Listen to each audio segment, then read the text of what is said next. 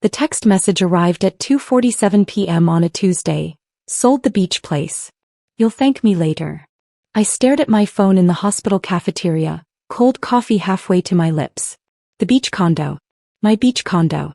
The one I'd purchased 8 years ago with money from 60-hour work weeks and skipped vacations. The one my sister called the family beach house, despite never contributing a single mortgage payment. I called her immediately. She answered on the first ring, voice bright with relief. Finally. I knew you'd understand once you calmed down. The buyer offered $485,000.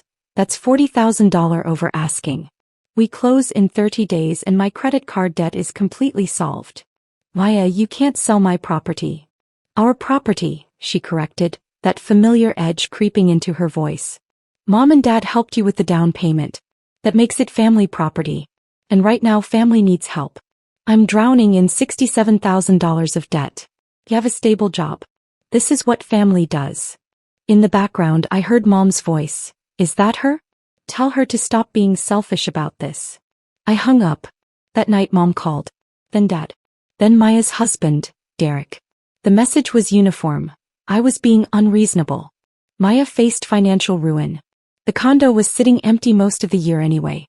Fair sacrifice was the phrase Mom kept using, like my 8 years of mortgage payments were theoretical. The memory surfaced unbidden. Dad's living room 9 years ago. I'd just shown them my pre-approval letter for the condo purchase. My first real estate investment. I was 26 and terrified and proud. Beach property? Dad had said, not looking up from his newspaper. That's a rich person's game. You'll be house poor within a year. Maya had laughed. Maybe find a husband first. Then you can play real estate investor. I bought it anyway. Closed escrow 37 days later. Over the years I'd bought more. An apartment building in the university district. Student housing is too volatile, Mom said. A small office complex downtown. Commercial real estate? You don't have the experience, Dad warned. A historic theater I'd painstakingly restored. Throwing money away on nostalgia, Maya declared. I never corrected them. Never showed them the spreadsheets. Never mentioned the rental income that had long since eclipsed my hospital administrator salary. They had their narrative. I was the family member who played at business while they lived in reality. I called my real estate attorney Richard Chin the next morning. They can't sell property they don't own, he said simply. Do you have the deed? In my safety deposit box. Solely in my name. Then we wait. Let the process expose itself. The ghost ledger. That week I created what I called the ghost ledger. The costs that never appeared on any balance sheet. Thanksgiving 2019. Maya announced her engagement. I just closed on the apartment building. When I mentioned it, Dad said, "That's nice," then immediately asked Maya about wedding venues.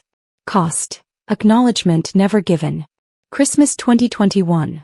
The office complex won a downtown revitalization award. I brought the plaque. Mom placed it face down, said, "Don't want to make Maya feel bad." Cost. Pride buried under family politics. Summer 2022. Maya needed $12,000 for her failing boutique. I gave it. She never said thank you, just, "I'll pay you back from the beach house sale someday." Cost. $12,000 plus the assumption I'd fund her forever. Every family gathering for 8 years. How's your little real estate hobby? Cost. Being diminished in rooms where I was the most financially successful person present. The emotional mathematics of family erasure. The entries went back years. Some wounds don't heal with compound interest. The escrow revelation. 23 days after Maya's text, my phone rang. Unknown number. Miss Patterson? This is Jennifer Walsh from Coastal Escrow Services. I'm handling the pending sale of 4750 Ocean View Drive, Unit 12. We need documentation from you to proceed with closing. What documentation? Seller authorization forms and verification of your identity as the property owner. Standard procedure when the person signing the listing agreement doesn't match our title records. My heart rate slowed. What do your title records show? You as sole owner since April 2016. Your sister, Maya Patterson Foster, signed as seller, but the property title shows only your name. No joint tenancy, no community property designation. The title insurance company flagged this discrepancy this morning. I see. I've left 3 messages for Mrs. Foster. Her real estate agent seems unaware of the ownership issue. I'm required to halt all escrow activities until this is resolved. Our legal department is using words like fraud and forgery. I did not authorize any sale. That property is not for sale. The silence lasted 5 seconds.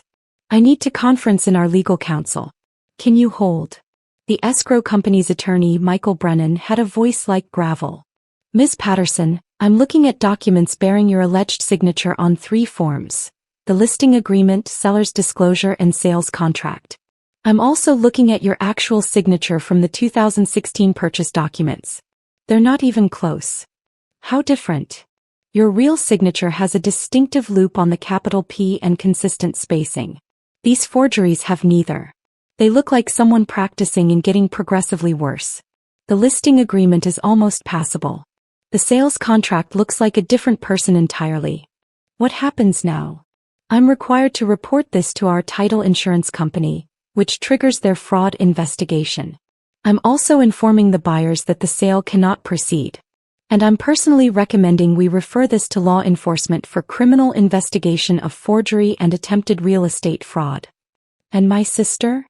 Her real estate agent will likely face licensing board review. Your sister is looking at potential criminal charges. Forgery, fraud, potentially grand theft given the property value. The buyer is already threatening legal action. The confrontation.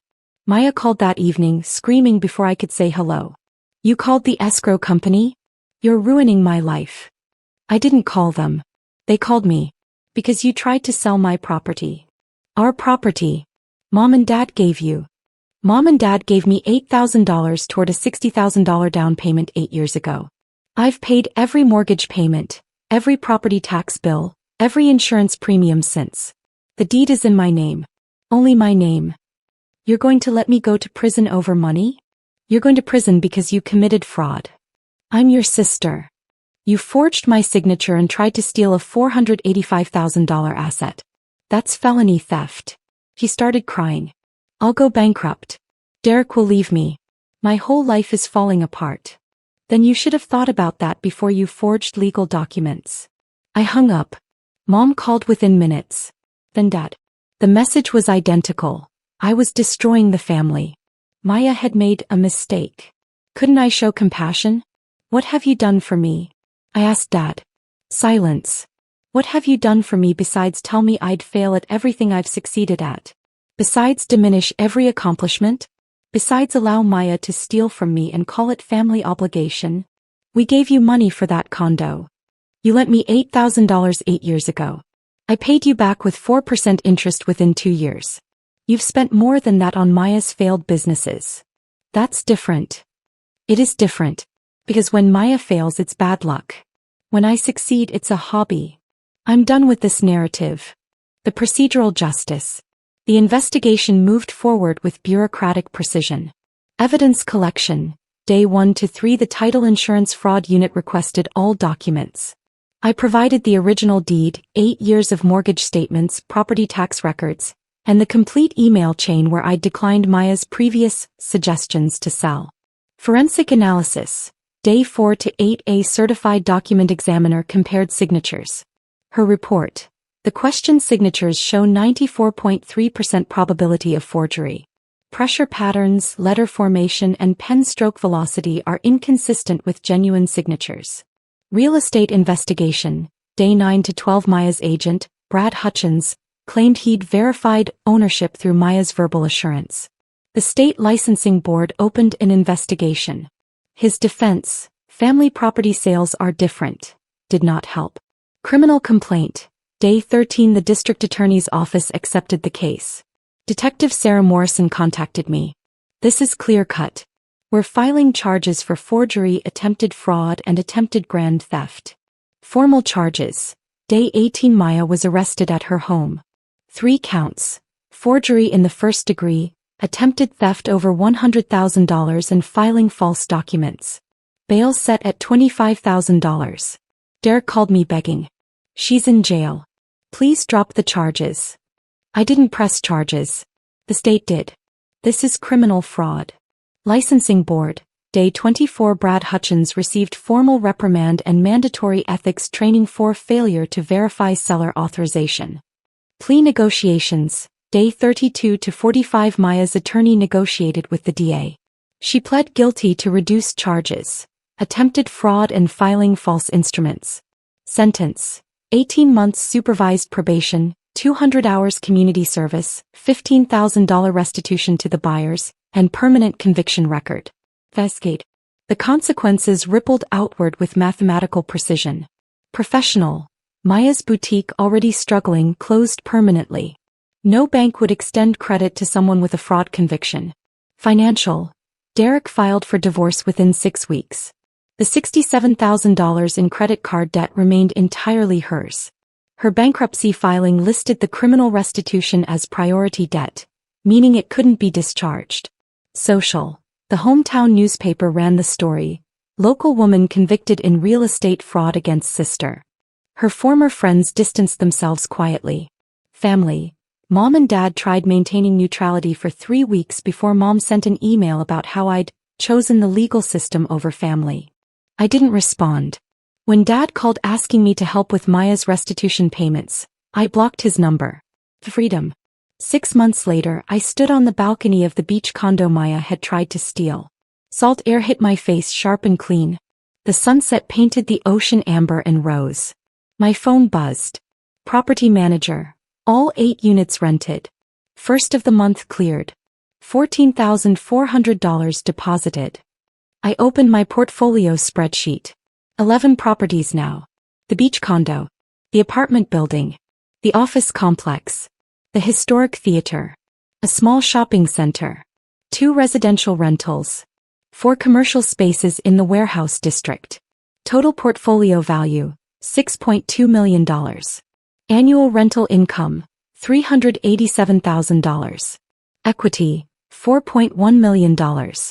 11 fortresses I'd built while my family called it a hobby. The condo's title sat framed on my wall now, a reminder that boundaries aren't cruelty. That walking away from people who diminish you isn't abandonment, it's survival. Maya sent occasional emails through her lawyer, asking to reconcile. Mom forwarded family photos I wasn't in, passive-aggressive captions about complete families. Dad left voicemails about forgiveness. I deleted them all.